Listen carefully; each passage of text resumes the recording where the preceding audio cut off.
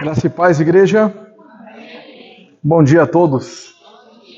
Louvado seja o nosso Deus por mais um dia do Senhor, que nós nos encontramos para adorar o soberano Rei Supremo de toda a terra. Queridos, nós finalizaremos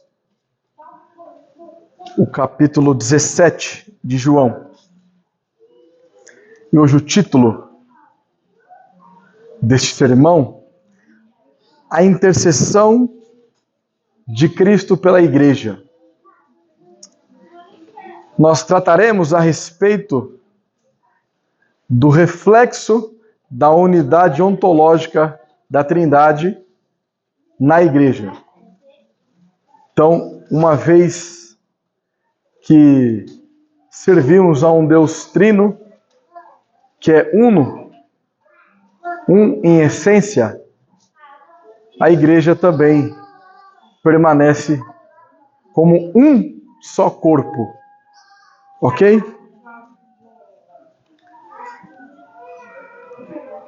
Se nós fazermos uma recapitulação,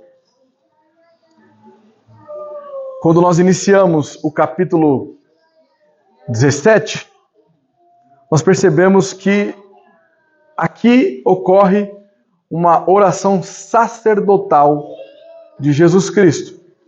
Inicialmente, ele está expondo a sua missão gloriosa, como foi o título do nosso sermão inicialmente.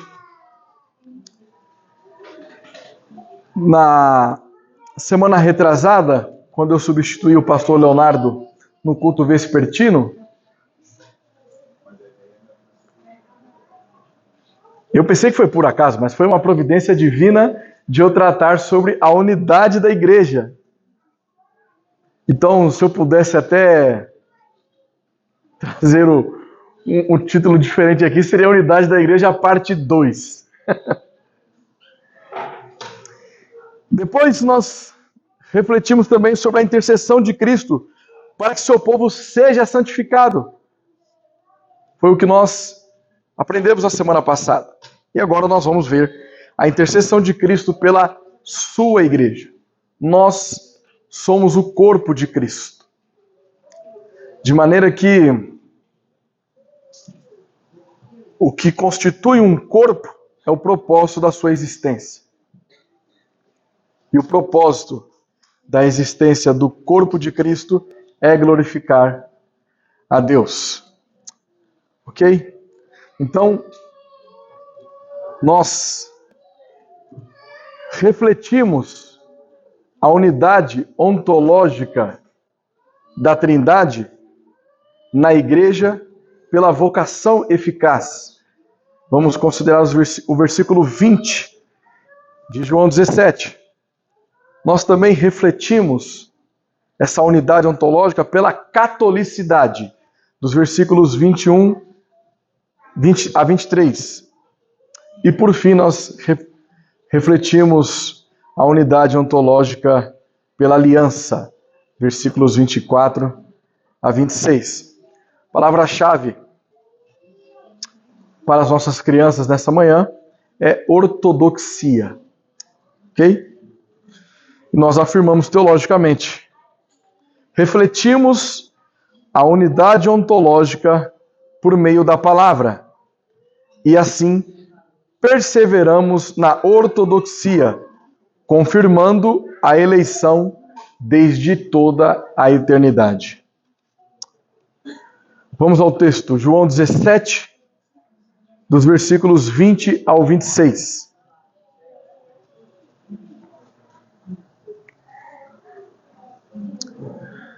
Não rogo somente por estes, mas também por aqueles que vieram a crer em mim, por intermédio da sua palavra, a fim de que todos sejam um. E como és tu, ó Pai, em mim, e eu em ti, também sejam eles em nós, para que o mundo creia que tu me enviastes. Eu lhes tenho transmitido a glória que me tens dado, para que sejam um como nós somos, eu neles e tu em mim, a fim de que sejam aperfeiçoados na unidade, para que o mundo conheça que tu me enviastes e os amaste, como também amastes a mim.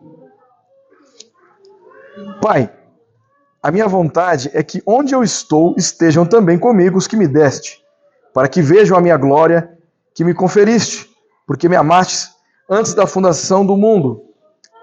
Pai justo, o mundo não te conheceu, eu porém te conheci, e também estes compreenderam que tu me enviaste. Eu lhes fiz conhecer o teu nome, e ainda o farei conhecer, a fim de que o amor com que me amastes esteja neles, e eu neles esteja. Senhor, agora que a sua palavra foi lida, nós clamamos para que a tua misericórdia nos alcance neste momento. E que de maneira bíblica e fiel ao texto, eu possa fazer uma excelente exposição para que a tua igreja, o teu povo, seja alimentado. Que nós sejamos transformados pelo poder da tua palavra. Assim nós oramos pelos méritos de Cristo. Em nome de Jesus. Amém. Então note que ainda dentro dessa intercessão de Cristo pela igreja, Cristo está intercedendo para que ela reflita a unidade ontológica da Trindade. E refletimos essa unidade ontológica da Trindade na igreja pela vocação eficaz. Ok? Então, acompanhe novamente o versículo 20. Não rogo somente por estes, mas também por aqueles que vieram a crer em mim por intermédio da sua palavra. Jesus ele não encerra a oração depois de orar por si mesmo e pelos seus discípulos. Mas note que a visão de Cristo ela transcende o presente e alcança além dos seus seguidores imediatos. Porque ele conclui a oração dizendo que aqueles que irão crer por meio da mensagem deles. Então, note que Jesus ele tem aqui um olhar futuro, tamanha certeza de que aqueles que irão ouvir o evangelho irão crer. Jesus ele tem plena convicção disso. Agora, note que quando Jesus afirma que eles iriam pregar o evangelho, as pessoas iriam crer, não é algo que veio da cabeça dos discípulos que eles inventaram, mas é um meio ordinário de condução à fé, ou seja, a palavra, a vocação eficaz, ela se dá por meio da palavra de Jesus Cristo, o evangelho sendo pregado. Este é o meio ordinário de condução à fé de todo aquele que crê em Jesus Cristo. Então, eles não inventaram o que eles estavam transmitindo. É como o apóstolo Paulo lá em 1 Coríntios, quando ele vai tratar a respeito da ceia, porque eu recebi do Senhor o que também vos entreguei. Então, ou seja, é aquilo que nós recebemos de Cristo, a palavra, e assim nós a transmitimos para as pessoas. Então, o meio ordinário pela qual os pecadores são chamados ao arrependimento por meio da fé é pela palavra, sendo ela oral, como nós estamos aqui neste momento, ou por ela escrita. Ok? De modo que algumas pessoas podem pensar o seguinte, mas e aquelas pessoas que se converteram porque tiveram um sonho, alguma coisa do tipo assim? O que eu estou mencionando é o meio ordinário. É a forma que Deus estabeleceu para chamar as pessoas ao arrependimento. A palavra. Então, aquelas pessoas que postulam ter sonhado e assim foram para a igreja, primeiro, duas possibilidades aqui. Elas ouviram o evangelho em algum momento da sua vida e tiveram um sonho com Deus e aí então foram até Deus, mas note, elas ouviram a mensagem. Ou elas tiveram um sonho de que existe um Deus e elas foram até uma igreja ou alguém que pudesse ensinar quem é este Deus, por meio da palavra. Então, o que transforma vidas, o que converte pessoas, é a palavra, não é o sonho. O meio ordinário pela qual Deus chama pecadores ao arrependimento é por meio da palavra. Por isso que Jesus Cristo, ele não está rogando apenas pelos discípulos, mas por todos aqueles que iriam crer nele por intermédio da palavra. Ou seja, não existe outro meio. É por meio da palavra. E por que isso? Porque a partir do momento em que a palavra ela é ministrada, o Espírito aplica a palavra no coração e converte as pessoas. É por meio da vocação eficaz, por meio da pregação do Evangelho, que nós somos regenerados. Nós estávamos mortos, mas agora nós temos vida, porque nós somos transformados. Os nossos ouvidos agora ouvem a palavra de Deus. Então nós nos arrependemos porque foi nos colocado graciosamente o dom da fé. E esta fé, ela não pode ser no objeto errado. Uma fé que não está em Cristo ou nos fatos da redenção que está centralizado nele, é uma fé morta. Não é que é uma fé fraca, é uma fé morta, é inexistente. Então, a partir do momento em que pessoas estão pregando um evangelho superficial, raso, que não procede da Escritura e que não tem por finalidade glorificar a Deus, está convertendo pessoas em quê? O que nós estamos trabalhando é o reflexo, uma vez que este Deus trino é um em essência, a sua igreja também deve ser uma, em um só Espírito. De modo que a igreja que não anuncia o Evangelho de Cristo, ela não faz parte do corpo de Cristo, ela é uma pseudo-igreja, falsa igreja.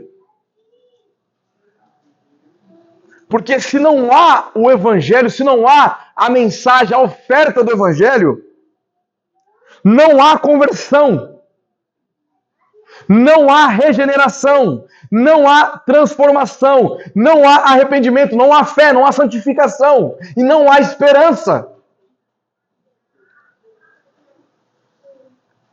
A nossa convicção, a nossa fé, ela tem que estar centralizada na pessoa e no caráter de Cristo. É Jesus Cristo que nos transforma. É Jesus Cristo que nos salva, que nos cura, que nos liberta e que nos abençoa. Então, uma vez que nós temos uma fé salvífica, nós fomos então transformados. Nós não somos mais velhas criaturas, nós somos agora novas criaturas.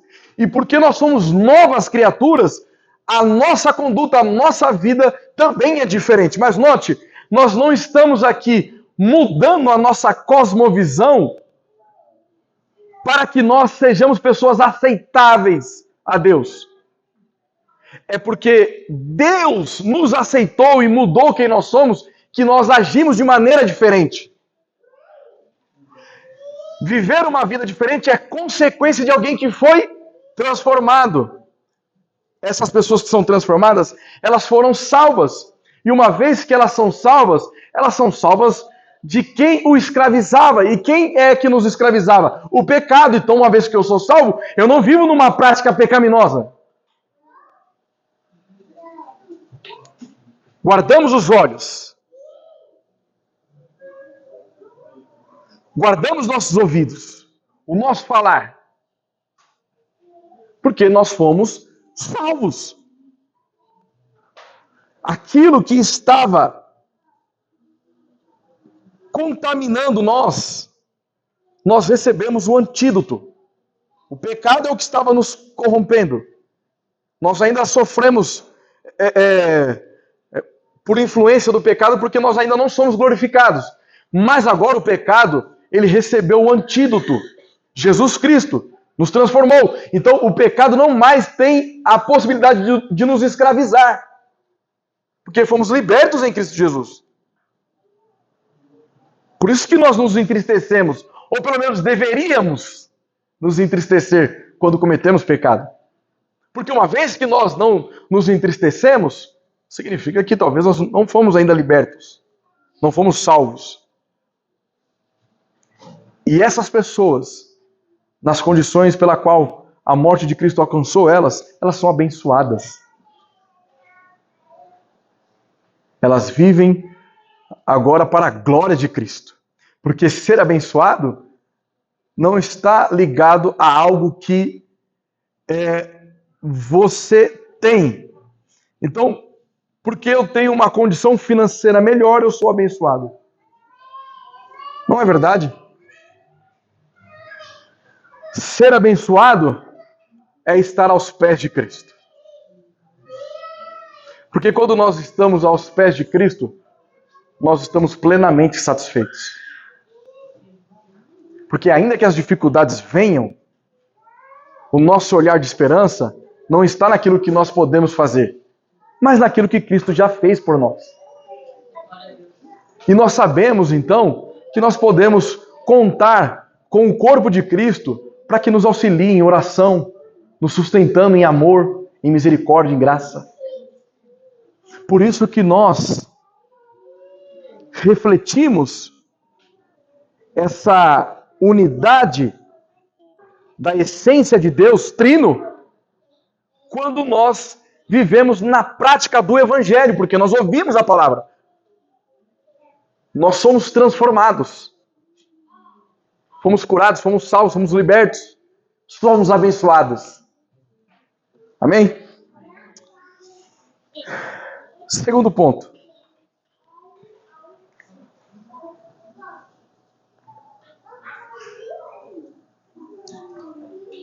Refletimos a unidade ontológica da Trindade pela catolicidade. Vamos tratar os versículos 21 a 23. Veja o seguinte comigo.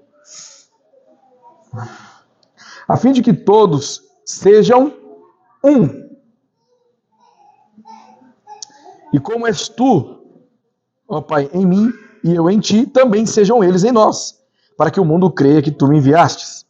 Eu lhes tenho transmitido a glória que me tens dado, para que sejam um como nós o somos, eu neles e tu em mim, a fim de que sejam aperfeiçoados na unidade, para que o mundo conheça que tu me enviastes e o amasses como também amaste a mim. O que significa a expressão catolicidade?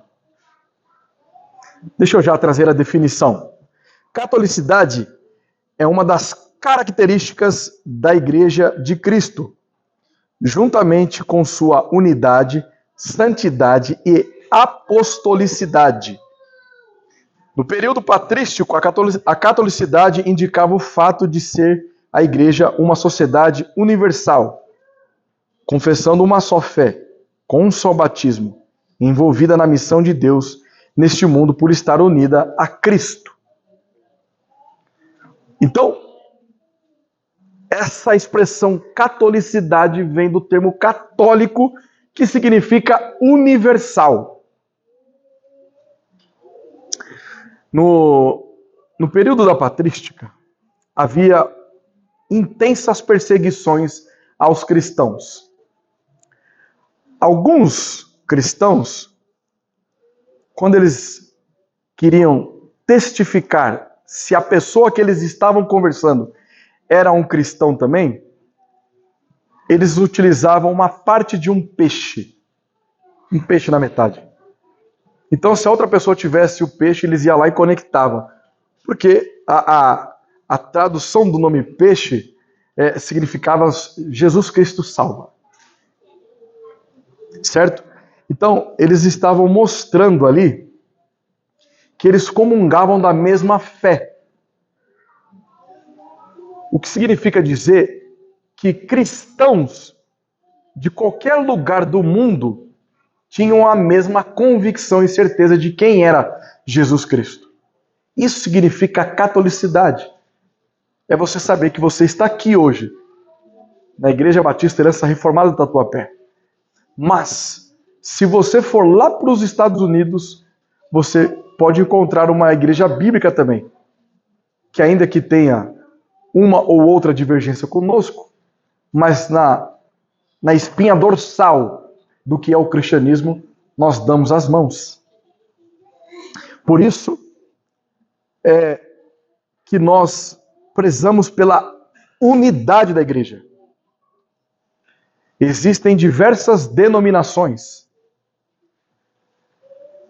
E nós, em nenhum grau, somos exclusivistas. Somente aqui na igreja que há salvação.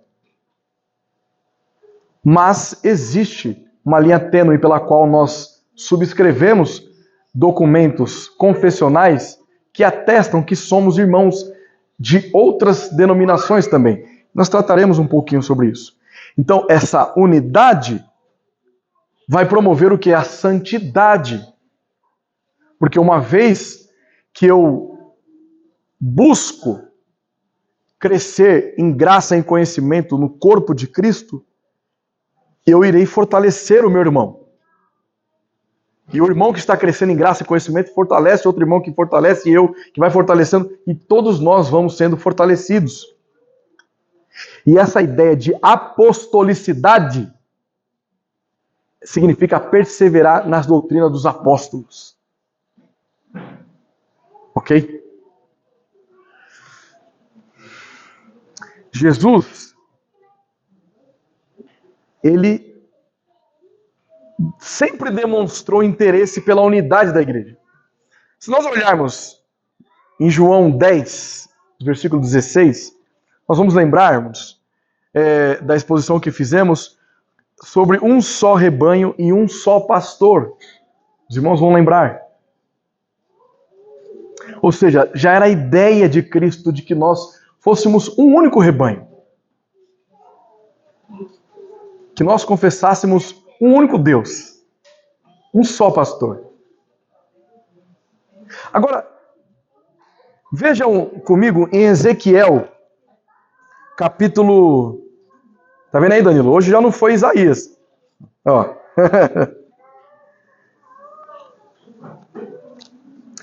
Ezequiel 37, versículo 24.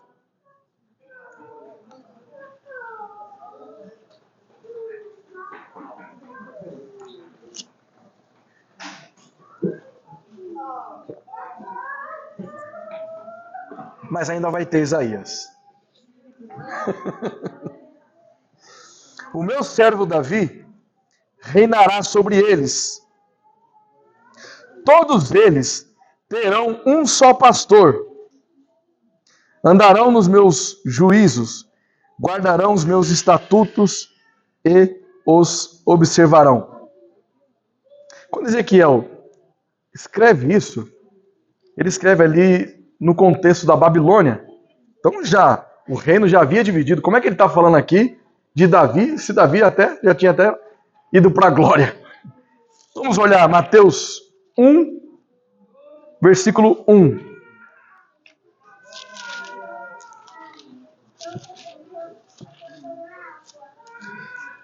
Mateus 1, versículo de número 1. Livro da genealogia de Jesus Cristo, filho de Davi. Então, a profecia de Ezequiel sobre Davi apacentar o povo se referia a Jesus Cristo, o filho de Davi, o Rei Supremo. A unidade dos crentes resulta em serem introduzidos na unidade de Deus. Uma vez que esse Deus é um em essência, a sua igreja também é uma. E quando nós buscamos pela catolicidade, pela unidade do corpo de Cristo, então nós estamos refletindo o ser de Deus. A unidade de pai e filho, ela serve de modelo para a unidade a ser experimentada pela igreja. Nós somos discípulos de Jesus Cristo, que é um com o Pai e com o Espírito. Nós também temos que sermos um. Um só povo, um só rebanho, do mesmo Pai, do mesmo pastor, com o mesmo Espírito. Quando somos batizados é na autoridade do mesmo Espírito, em nome de Jesus Cristo, para a glória de Deus. Glorificamos a um único Deus. Nós somos a igreja de Cristo. E uma vez que nós somos unificados, podemos dar testemunho da verdadeira identidade de Jesus, como o enviado de Deus. Porque se nós refletimos essa unidade ontológica, essa unidade do ser divino de Deus, nós precisamos então manter um padrão de unidade na igreja. Porque quando uma pessoa crê numa coisa, a outra crê em outra coisa completamente diferente. É claro, meus irmãos, que dentre nós pode ser que haja uma ou outra divergência em algum ponto. Mas quando eu estou falando de unidade, estou falando da espinha dorsal. Daqui a pouco nós vamos entrar mais nisso. Como, por exemplo, nós somos irmãos dos presbiterianos, que batizam infantes, e nós não. Ok? O ponto é que esta unidade, ela não é uma unidade externa. Não é algo que nós queremos mostrar apenas visivelmente de maneira superficial, mas é orgânica, interna. É uma unidade espiritual. Pai, Filho e Espírito são um em essência. Nós somos um em mente, esforço e propósito. Deixa eu explicar isso. Nós somos um em mente, porque a nossa mente, quando nossos pais, Adão e Eva, pecaram, Adão transmitiu o pecado a toda a sua posteridade. Então nós somos corrompidos pelo pecado. De modo que o nosso intelecto, a nossa volição, a nossa vontade, os nossos anseios, as nossas faculdades mentais foram deturpadas pelo pecado, corrompidas pelo pecado. O que Cristo fez por nós fez com que o nosso cognitivo fosse também transformado. De maneira que agora nós recebemos a mensagem de Cristo com o intelecto, com a razão.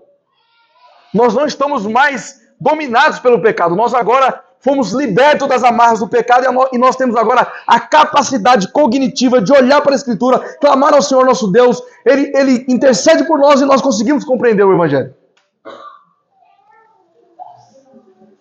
E uma vez que esse processo ocorreu em nossas vidas, agora nós nos esforçamos para lutar contra o pecado.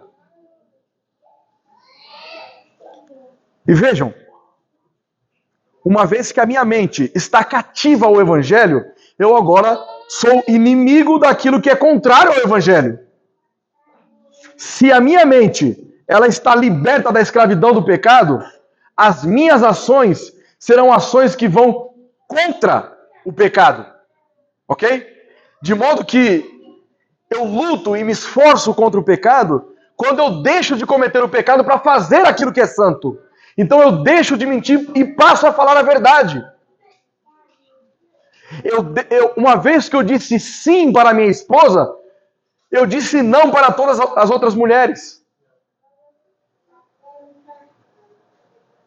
Uma vez que eu estou aos pés de Cristo, eu não me curvo a Satanás e aos seus demônios. Eu não me curvo ao mundo. Eu não preciso da aceitação do mundo.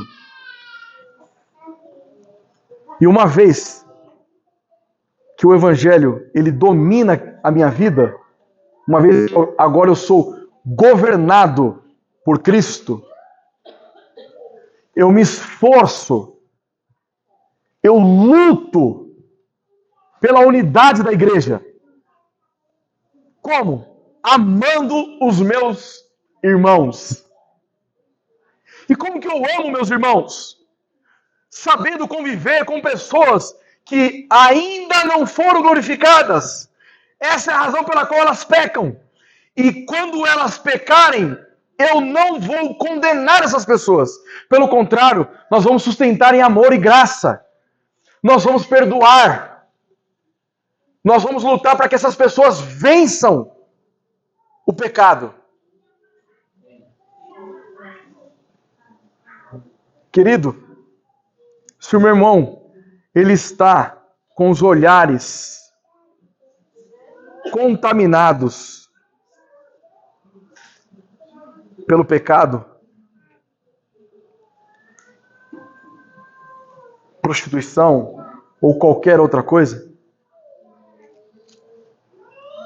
eu não vou me alegrar com isso. Eu me entristeço. E nós vamos lutar junto com esses irmãos.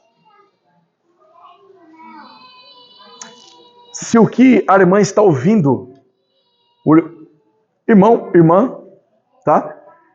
Está ouvindo, é algo que não glorifique a Deus, o meu posicionamento, não, você não é crente não, como é que você ouve uma porcaria dessa? Você não tem vergonha na sua cara não? Isso não glorifica a Deus, irmão. Meu irmão. Escuta isso não, porque pode ser prejudicial para a sua saúde espiritual. Então eu inicio um processo de oração, intercessão por aquela pessoa.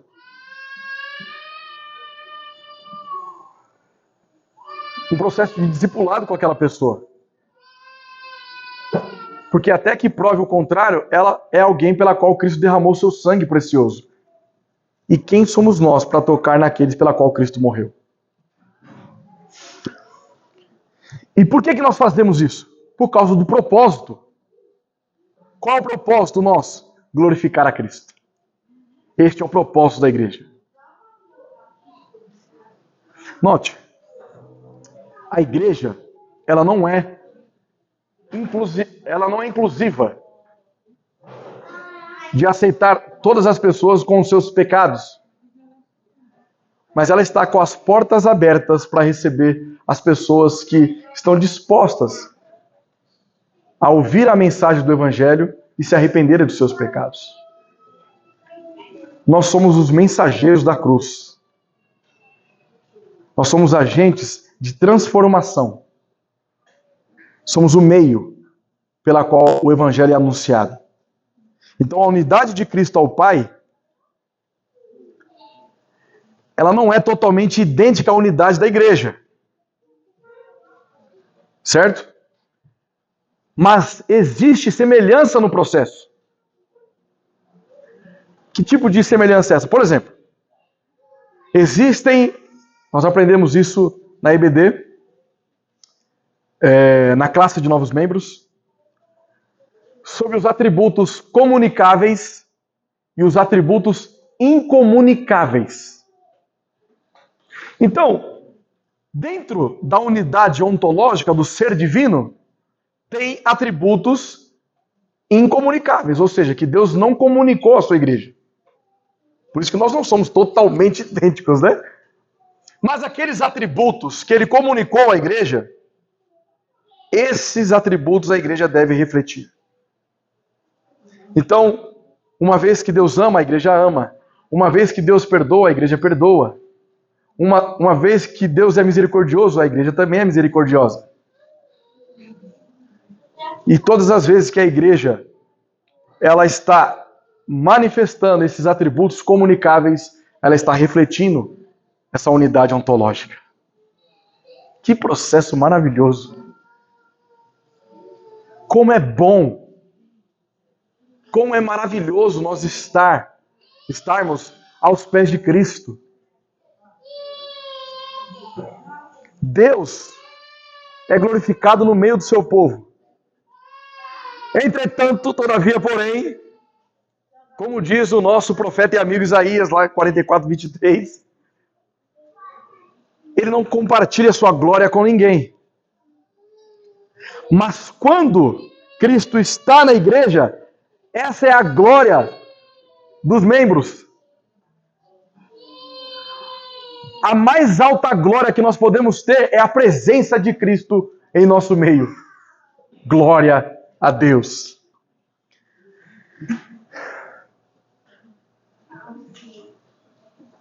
A glória que Jesus dá aos crentes significa que eles se tornaram uma só planta com Ele. Lembra? Que nós somos os ramos e Ele é a videira verdadeira? Estamos unificados a Ele.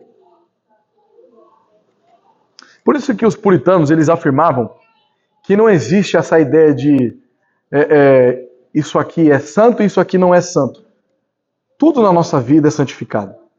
O seu lazer, o seu trabalho, a relação sexual com a sua esposa é santa. É para a glória de Deus. Ele não pode ser concebido à parte deles. Ou seja, nós não conseguimos refletir a glória de Deus com uma igreja ausente de Cristo. Porque Ele é a fonte de toda a bênção. Cristo está em nós e o Pai está em Cristo. E nós somos aperfeiçoados nessa unidade que tem por base a verdade. Nos tornamos quando Cristo está em nós. E quando Cristo está em nós, nós estamos sendo aperfeiçoados. E como Cristo está na igreja? Quando nós vivemos a sã doutrina. E aqui, a partir de agora, é onde o nosso filtro vai apertar. De modo que toda igreja que não professa aquilo que será mencionado agora, não é nossa irmã. Ah, mas eles são tão bonzinhos. Não importa. O que constitui uma igreja de Cristo não é aquilo que eu acho, mas é o que Ele define. Então, quando nós vivemos o sola Escritura, é pela Escritura que nós sabemos que Deus existe.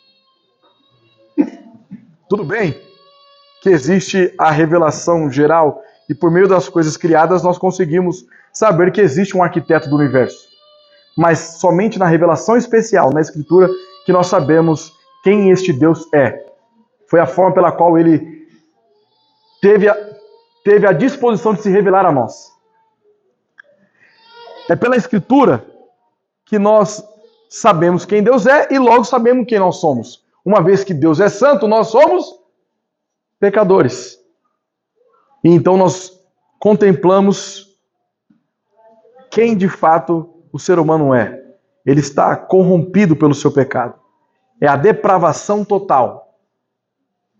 Queridos, toda igreja que nega o pecado original, ou a depravação total, a corrupção do pecado no ser humano, essa igreja está dizendo o seguinte: o homem não é tão mau assim quanto a Escritura diz. E uma igreja, se é que podemos chamar assim, que afirma isso, ela não pode ser nossa irmã. Porque na verdade ela nem precisa de Cristo.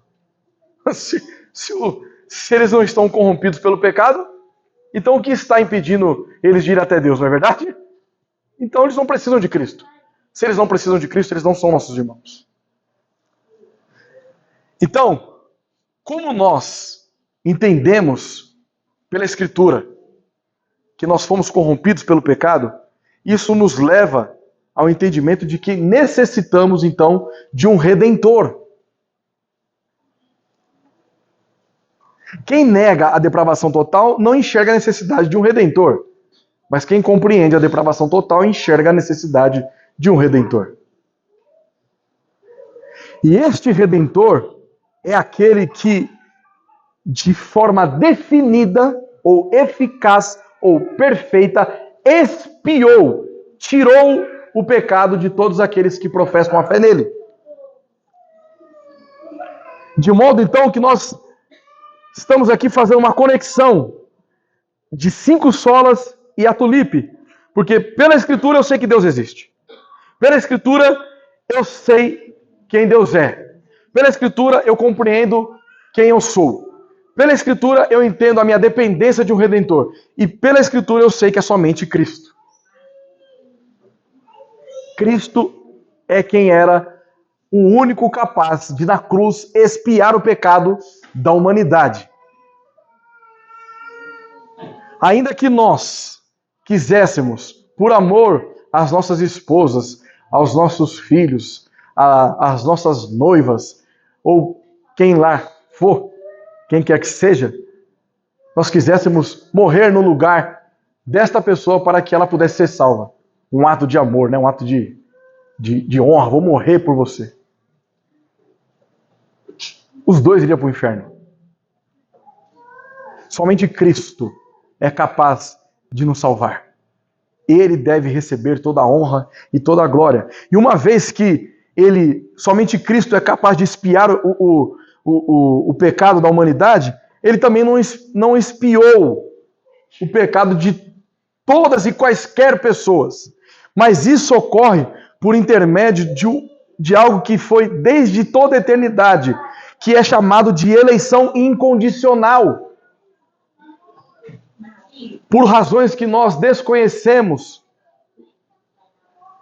Cristo decidiu salvar pecadores, na qual nós não sabemos quem são todos eles. Mas nós sabemos que todos aqueles que somente pela fé olhar para a cruz de Cristo será salvo. E por quê? Nós seremos atraídos irresistivelmente por esta graça. Porque é somente pela graça. É favor imerecido. É graça sobre graça, meus irmãos. Não há mérito nenhum, não há esforço humano, não há boas obras. É graça sobre graça. E é por essa graça que nós somos perseverantes ou preservados, para que a glória de Deus somente seja exaltada. E não há espaço para o mérito humano. Porque a Deus é toda a honra e toda a glória. Louvado seja Deus.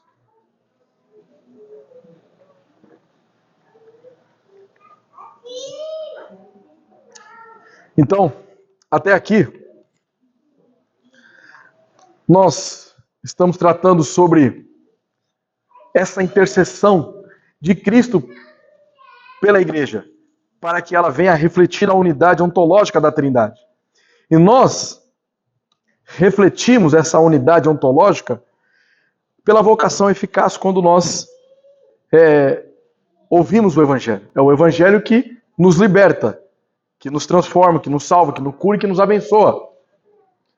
Refletimos a unidade ontológica da Trindade pela catolicidade, ou seja, pela essa unidade da igreja, pela doutrina dos apóstolos, porque nós fomos alcançados por uma graça que transformou a nossa mente, os nossos esforços e o nosso propósito de vida.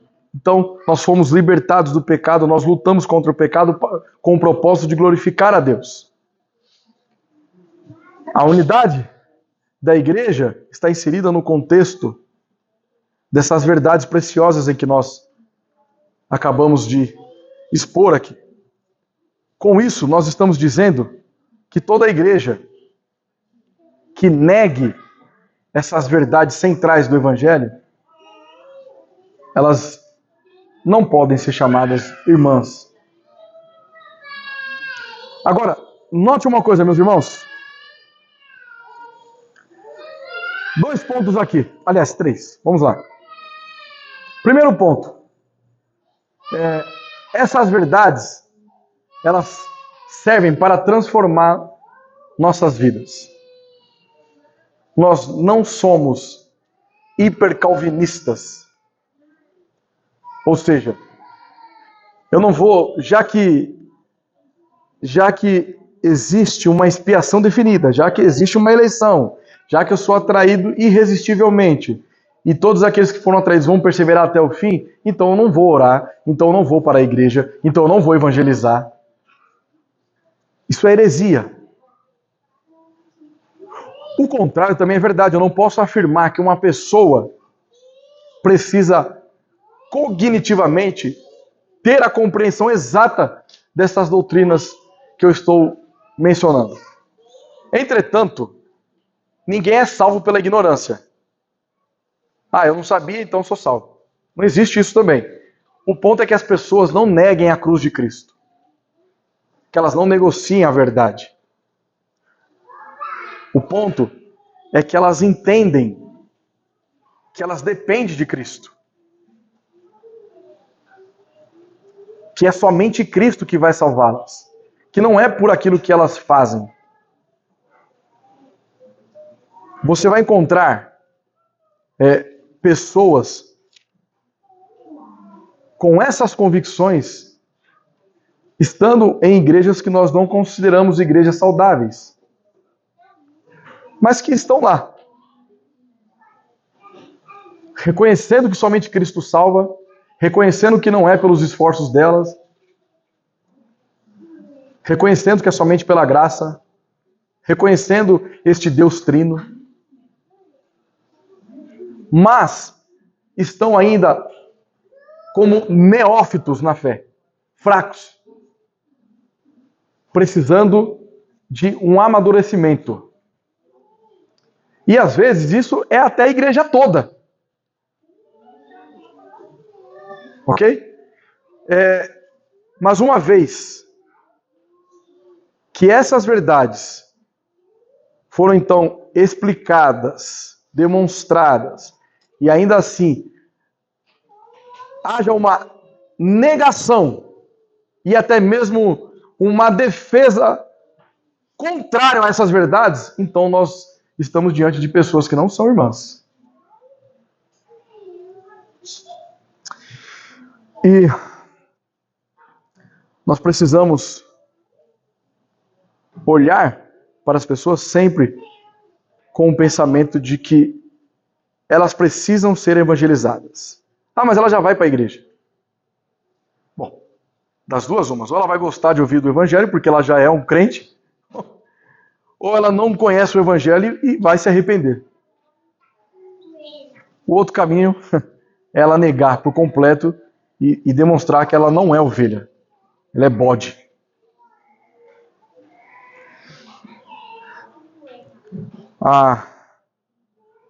Existem divergências com igrejas que professam isso.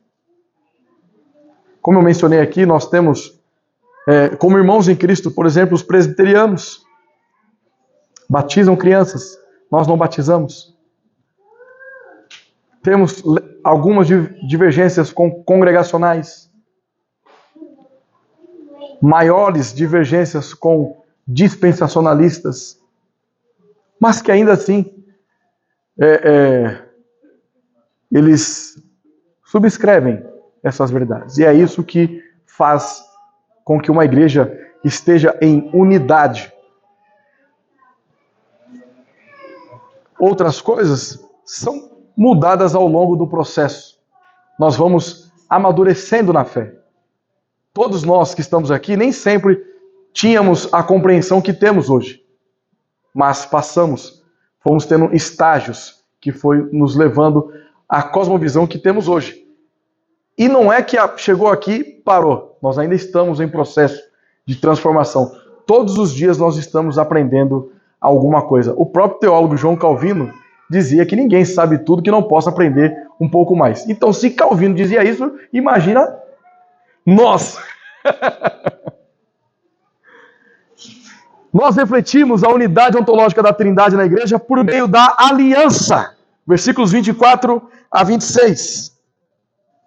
Pai, a minha vontade é que onde eu estou estejam também comigo os que me deste, para que vejam a minha glória que me conferiste, porque me amaste antes da fundação do mundo. Pai justo, o mundo não te conheceu, eu porém te conheci, e também estes compreenderam que tu me enviastes. Eu lhe fiz conhecer o teu nome e ainda o farei conhecer, a fim de que o amor com que me amaste esteja neles e eu neles esteja. Então, o desejo de Jesus é que onde ele estivesse, aqueles a qual o Pai lhes deu estivessem também. Então, quem foi aqueles que o Pai deu a Jesus Cristo? Todos aqueles que foram aliançados desde toda a eternidade naquilo que nós chamamos pacto de redenção ou aliança da redenção. Ninguém pela qual Cristo morreu se perderá. Nenhuma gota de sangue de Jesus Cristo foi derramada em vão. Se você é alvo desse favor imerecido, saiba que não há possibilidade de você retroceder. Cristo vai nos preservar até o fim. Porque nós fomos selados desde toda a eternidade. A vontade de Cristo, uma vez que ele é em essência com o Pai e o Espírito, Deus é imutável. Logo, o Pai é imutável, o Filho é imutável, o Espírito é imutável. Então, uma vez que a vontade de Jesus Cristo não muda, por isso ele tem esse desejo. Olha, todos aqueles pela qual o Senhor me deste, eles têm que estar comigo também. Porque isso foi decidido na eternidade. Ele escolheu essas pessoas. E essa vontade de Cristo é irrevogável. Cristo jamais se ausentará da igreja. A igreja de Cristo sempre estará nos pés dele. Onde Cristo está, nós estaremos lá também. Estamos caminhando daqui para a eternidade, para uma vida na qual não haverá mais dor, nem sofrimento, nem tristeza, porque o nosso Senhor Jesus Cristo é o Rei Supremo e nós jamais deixaremos de estar aos teus pés. Estamos com Ele vivendo um antegozo aqui neste momento, mas teremos este momento perfeito na eternidade com Cristo. Nunca terá fim, sempre estaremos com o nosso Senhor Jesus Cristo.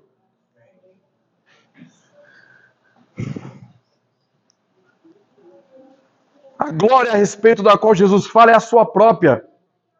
O Filho deseja que os crentes possam contemplá-lo eternamente. Veja, queridos, depois de tudo isso que nós trabalhamos até o momento, nós sabemos então que Cristo ele transformou o nosso caráter. E mudou o nosso caráter. Foi transformado.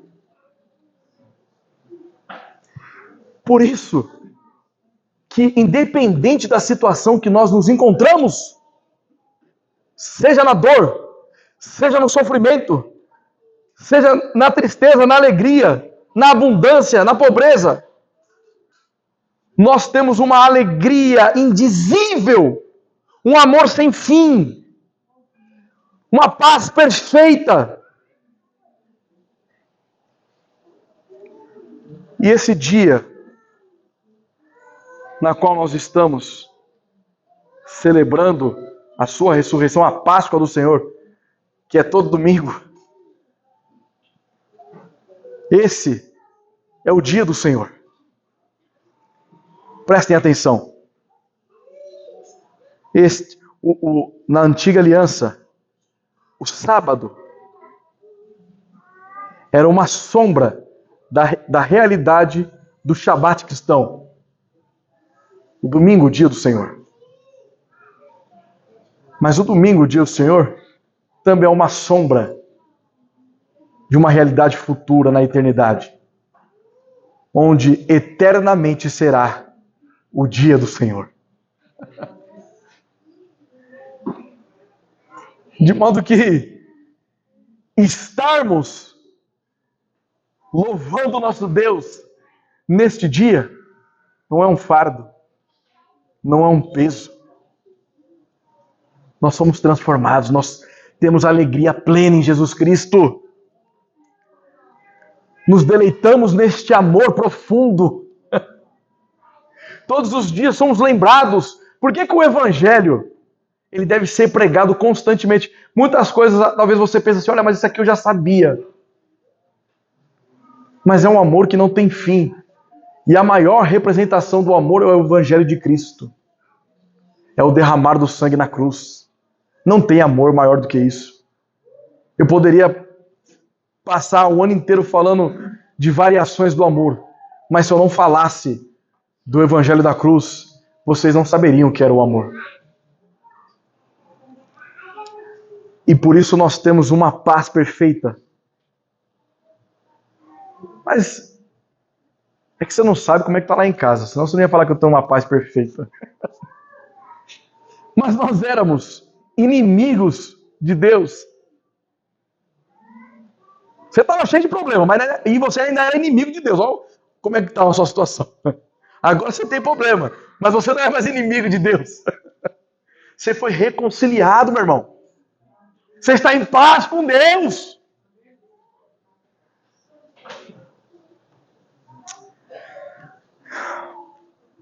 Certa feita, perguntaram para nosso saudoso, querido irmão, que já está na eternidade, Arcee Sproul. O senhor acredita que no inferno haverá mesmo este fogo, literalmente? E ele dizia, em resposta a essa pergunta, que ele não acreditava num fogo literal. Mas ele respondeu o seguinte: o inferno será a ausência total de Deus. E aí então o rapaz olhou para o Sproul e disse o seguinte: ufa, até pelo menos, né? A ausência de Deus. Todos aqueles que passarão uma eternidade sem Deus, eles iriam clamar para que fossem queimados.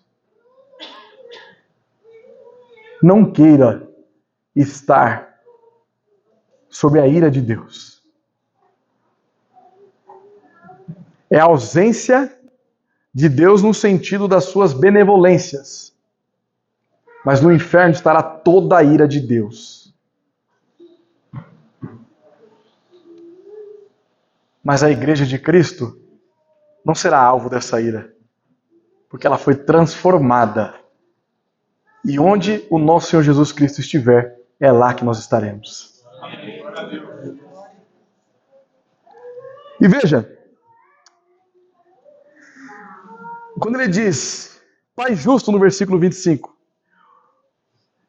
significa que o Pai justo, que ele aplicará os plenos méritos da redenção do Filho ao coração e à vida dos que lhes foram dados. Ou seja, no céu, na eternidade, só haverá pessoas justas. Não terá injustiça. Mas essa justiça é pelos méritos de Cristo. De mesmo modo que todos aqueles que estarão sob a ira de Deus estarão lá por causa da justiça de Deus. Eu te conheci e lhe tornei conhecido. Ou seja, ele tornou conhecidos os discípulos e também aos crentes de todas as épocas na esfera da redenção. Porque em Cristo o Pai nos foi revelado. Nós só podemos dizer que o Pai é Pai por causa do Filho, Jesus Cristo. Porque foi pela obra de Cristo que os nossos olhos foram abertos. E ele conclui dizendo que ainda fará o nome de Deus conhecido. Qual é a forma que eu lhes fiz conhecer o teu nome e ainda o farei conhecer a fim de que o amor com que me amaste esteja neles e eu neles esteja? Qual é a forma que Cristo ainda faz as pessoas conhecer o nome dele? Por nós, os proclamadores da verdade do Evangelho. Todas as vezes em que você anuncia o Evangelho para alguém, é Jesus Cristo capacitando você, fazendo com que você revele quem o Pai é. Todas as vezes em que nós pregamos o Evangelho, estamos fazendo o nome de Deus sendo conhecido.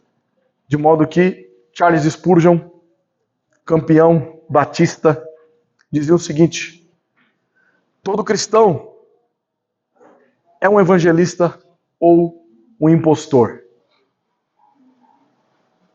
Você tem que pregar o Evangelho.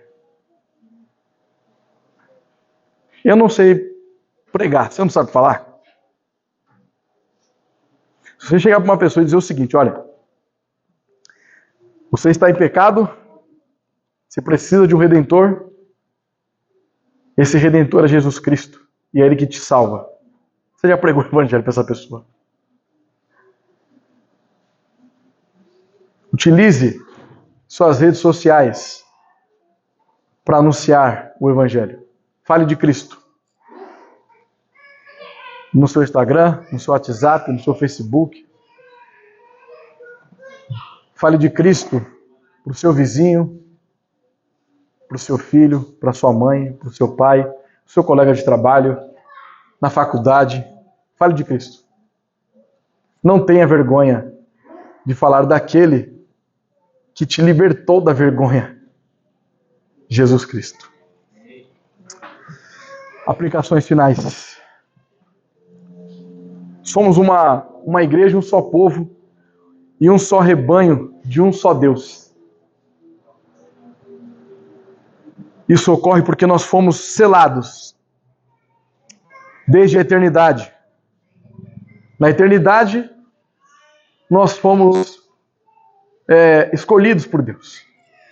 E no tempo, Ele nos chamou ao arrependimento por meio da fé, para que nós venhamos pregar e viver o Evangelho.